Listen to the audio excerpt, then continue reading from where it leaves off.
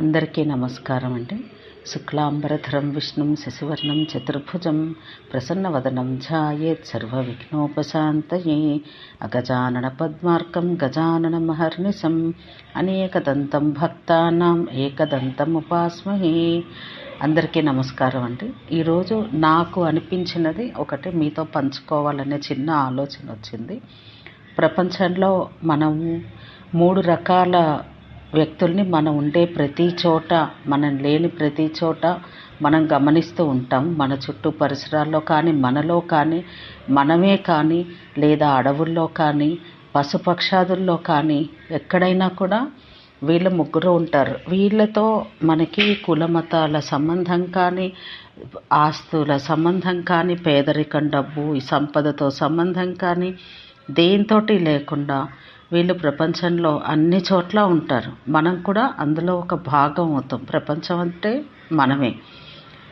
మనం స్వర్గ నరకాల గురించి మనం ఇప్పుడు మాట్లాడుకోకూడదు, కానీ మనం బతుకుతున్న ఈ భూమి మీద అడవుల్లో కానీ, లేకపోతే ద్వీపాల్లో కానీ, ద్వీపకల్పాల్లో కానీ, భూమి మీద కానీ చరించే ఎన్నో జంతువులు అంటే మనుషులు అవ్వచ్చు, నిజంగా జంతువులు అవ్వచ్చు, అన్ని రకాల జంతువులు అవ్వచ్చు, పశువులు అవ్వచ్చు, పక్షులు అవ్వచ్చు, ఎందులో అయినా వీళ్ళు ముగ్గురిని మనం చూస్తూనే ఉంటాం. వాళ్ళు ఎవరంటే భోగి, యోగి, రోగి.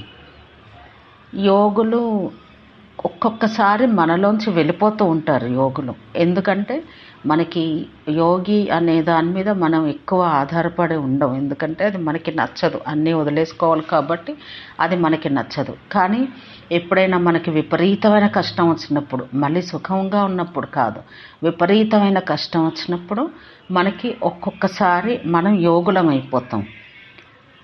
అది ఆ క్షణం తీరగానే, లేదా ఆ కష్టం తీరగానే మనం మళ్ళీ మామూలు అయిపోతాం. అది ఆ మామూలు ఏ రూపంలో అనేది తర్వాత ఆలోచించుకుందాం. కానీ మనలో నిరంతరం మనం యోగత్వాన్ని అవలంబిస్తే తప్ప మనం ఏ సమస్య మన దరిదాపులకి రాకుండా ఉండదు. మన ఆలోచనే మన సమస్య. ఆలోచనతోటి మనతో పాటు మన చుట్టుపక్కల వాళ్ళకు కూడా మనం చాలా సమస్యలు తీసుకొస్తున్నాం. అలా కాకుండా మన నిరంతరం మనసులో యోగత్వాన్ని అవలంబించిన రోజు ఏ సమస్య మన చుట్టుపక్కలకి రాదు. ఇంకా మిగిలిన రెండోది భోగి అంటే భోగత్వం. నాకు ఇది కావాలి, నాకు అది కావాలి, ఇది కావాలి అనే దానికి ఎవ్వరికీ అదుపు, ఆజ్ఞ, ఇంత అనే పరిమితి ఏమి ఉండదు వాళ్ళకి. మనతో సహా మనలో భోగి ఎప్పుడూ ఉంటూనే ఉంటాడు. ఎందుకంటే మనకి ఎప్పుడు ఏదో ఒకటి కావాలి, నిరంతరం ఏదో ఒకటి కావాలి, ఎన్నున్నా ఇంకా కావాలి. అందులో మనలో రకరకాలు, ఒకళ్ళని తొక్కి ఇంకొకళ్ళు పైకి రావాలనే ఆలోచన, ఇంకా సంపాదించాలని, ఇంకా అనుభవించాలని, ఎన్ని సుఖాలున్నా ఇంకా ఏదేదో అనుభవిస్తూనే ఉండాలి. దానికి పోనేమన్నా పరిమితి ఉంటుందా, హద్దు ఉంటుందా?